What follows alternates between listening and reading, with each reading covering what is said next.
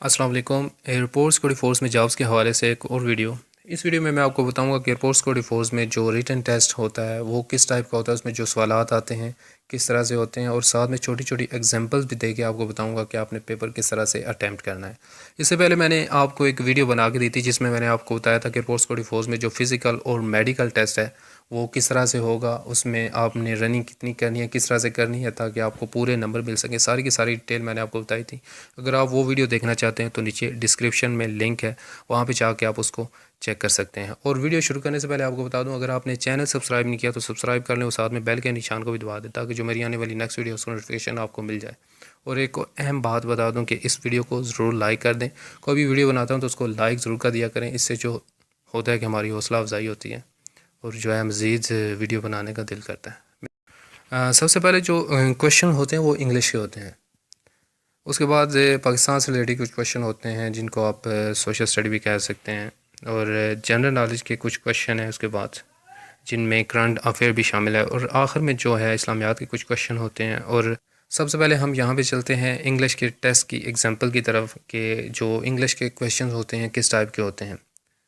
यहाँ पे देखें, एक क्वेश्चन लिखा हुआ है कि camera is to photographer as dash dash dash is to soldier. नीचे चार ऑप्शन हैं: लेंस, फोटो, गन, एनिमी। इसमें आप गौर करें, जब आप फोटोग्राफर के बारे में सोचते हैं तो आपके जहन में कैमरा आता है, लेकिन जब आप सोल्जर के बारे में सोचते हैं तो आपके जहन में क्या आता है? आपके जहन में गन आती है। तो इसका जवाब जो है वो गन है। इसलिए आपने सबसे पहले जो क्वेश्चन है उसको गौर से पढ़ना है। गौर से पढ़ने के बाद जवाब उसी के अंदर ही होता है। आप थोड़ा सा जहन को हाजिर रखें और दोबारा से उस क्वेश्चन को पढ़ें तो आपको जवाब उसका आ जाएगा। ठीक है, इस तरह से आपने इसको सॉल्व करना है। नेक्स्ट आगे चलते हैं। तो आगे चले, यहाँ पे देखें कुछ इस तरह से भी क्वेश्चन आ सकते हैं, जैसे ये लिखा हुआ है G-OU-D। तो इस वर्ड को आपने मुकम्मल करना है। आप अपना जहन लड़ाएं, यहाँ पे चेक करें कि आपने क्या करना है। यहाँ पे कौन सी जो ऐसे दो अल्फ़ाबेट है जो आएंगे जिससे ये वर्ड है वो कंप्लीट होगा। तो इस पे अगर आप गौर करें तो इसका जवाब ग्राउंड बन रहा है।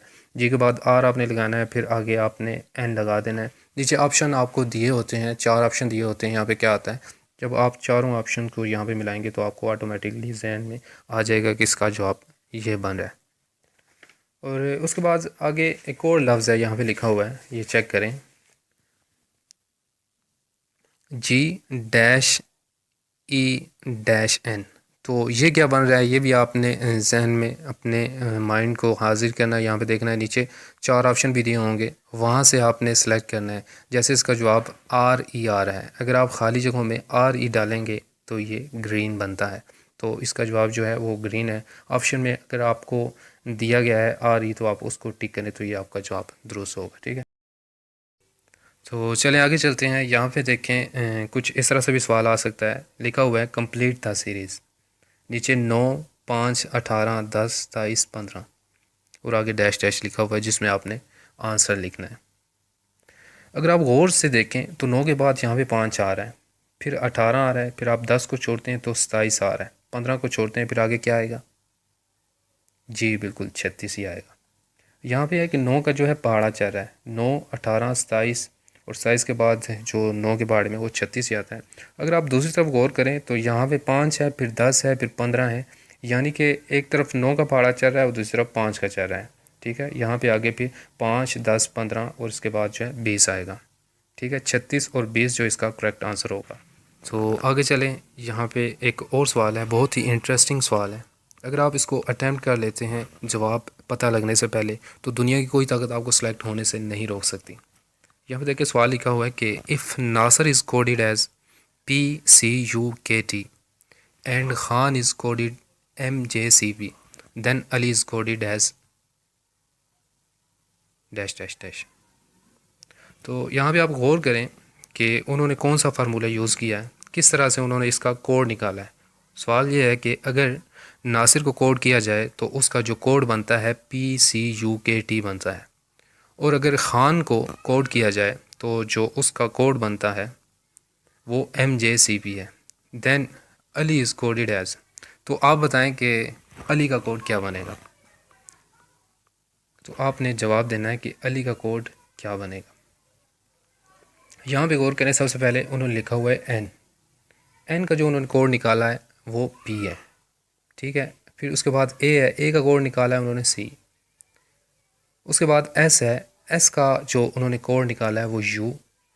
उसके बाद आई है, आई का जो कोड निकाला है वो के। उसके बाद आर है, आर का जो कोड निकला है वो टी है। तो कौन सा फार्मूला यूज़ हुआ है यहाँ पे आप गौर करें, ज़रा सा गौर करें। तो एन के बाद आप देखें कि कौन सा अल्फ़ाबेट आता है, एन के बाद ओ आता है।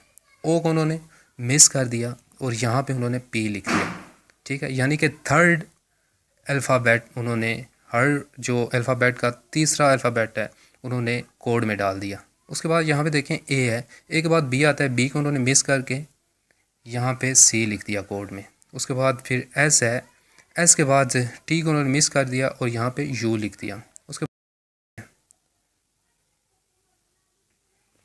उसके बाद आई है, आई के बाद जे आता है, जे को उन्होंने मिस करके यहाँ पे के लिख दिया। उसके बाद फिर आर है, आर के बाद एस आता है, एस को उन्होंने मिस करके यहाँ पे टी लिख दिया। इस तरह से उन्होंने हर तीसरा अल्फ़ाबेट, शुरू के जो क्वेश्चन लिखा हुआ है उसके हर तीसरा अल्फ़ाबेट उन्होंने डाल के इसका एक कोड बना दिया। उसके बाद दोबारा उन्होंने कंफर्म करने के लिए एक और एग्जांपल दी। आगे उन्होंने कहा कि एंड खान इज़ कोडेड, मतलब पहले एक कोड दिया, उसने दोबारा एक और कोड दिया, बताया था कि आपको कंफर्म हो जाए। उन्होंने आगे लिखा G Khan, KHAN is coded MJCP।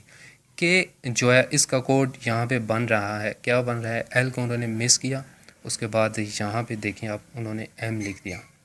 तीसरा अल्फ़ाबेट क्या आ रहा है, एम आ रहा है। उसके बाद एच है, एच के बाद आई आता है, आई को मिस करके उन्होंने जे लिख दिया। और फिर ए है, ए के बाद बी आता है, बी को उन्होंने मिस करके यहाँ पे सी लिख दिया। और तीसरा जो लास्ट पे जो अल्फ़ाबेट आ रहा है, सॉरी चौथा, उन्होंने एन को जो है कोडेड किया, तो एन के बाद ओ आ रहा है, ओ को मिस किया तो यहाँ पे उन्होंने पी लिख दिया। तो उन्होंने आगे आपसे पूछा कि आप बताएं कि अली का कोड क्या बनता है। तो यहाँ पे आपने अली का कोड निकालना है कि अली का कोड क्या बन रहा है। तो इसका जो जवाब है, इसका जो आंसर है वो ये है, आप यहाँ पे चेक करें। ए के बाद बी आता है, बी को हम मिस कर देते हैं तो यहाँ पे हम लिख लेते हैं सी, ठीक है। उसके बाद एल है, एल के बाद एम आता है, एम को हम मिस कर देते हैं और यहाँ पे लिख देते हैं एन, ठीक है। उसके बाद आई है, आई के बाद क्या आता है, जे, जे को हम मिस कर देते हैं और यहाँ पे हम लिख देते हैं के। तो जो इसका करेक्ट आंसर होगा वो ये होगा कि CNK, जो यहाँ पे लिखा है Ali is coded as CNK। तो ये इसका करेक्ट आंसर है। तो उसके बाद फिर आगे जनरल नॉलेज के कुछ क्वेश्चंस आ जाते हैं, कुछ इस्लामियात के आ जाते हैं। जनरल नॉलेज में आप तो समझ सकते हैं कौन से क्वेश्चंस होते हैं, किस तरह से कुछ करंट अफेयर के बारे में भी आ जाए। या फिर आपको ये भी पूछ सकते हैं कि 1 किलोग्राम में कितने ग्राम होते हैं, फिर 1 किलोमीटर में कितने मीटर होते हैं, और ऐसे छोटे छोटे क्वेश्चन होते आ जाते हैं उसमें, जनरल नॉलेज में वो होते हैं। और ये जो क्वेश्चन मैंने आपको बताए, ये जो चीज़ें मैंने आपको बताई, ये थी कुछ प्रैक्टिकल थी और कुछ टेक्निकल चीज़ें थी। अगर आप इनको समझ गए हैं तो क्वेश्चन जो आते हैं, जो रिटन टेस्ट होते हैं आर्मी, नेवी या फिर एयरफोर्स, कोई फोर्स, किसी भी फोर्स के जो रिटन टेस्ट होते हैं, मोस्टली उनमें ऐसे ही क्वेश्चन होते हैं जो घुमा फिरा के आपको दिए गए होते हैं। जवाब उनका उन सवालों के अंदर ही होता है। अगर आप गौर से देखें तो आप उसको अटैम्प्ट कर सकते हैं। इसलिए मैं आपको ये बता दूँगा, आपने पेपर को पहले गौर से पढ़ना है, ध्यान से पढ़ना है, उसके बाद आपने अटैम्प्ट करना है, ठीक है। उसके बाद जो क्वेश्चंस आपको सही तरीके से समझ आ रहे हैं, आप पहले उनको सॉल्व करें। जल्दी जल्दी में आप बिल्कुल गलती ना करें। छोटी सी कोशिश थी आपको समझाने की, आप लोगों को समझ आ गई होगी। अगर आपको ये समझ आ गई, अगर आपको ये वीडियो पसंद आई तो उसको लाइक और शेयर ज़रूर कीजिएगा। तो मिलते हैं नेक्स्ट वीडियो में, तब तक के लिए अपना ख्याल रखिएगा। अल्लाह हाफिज़।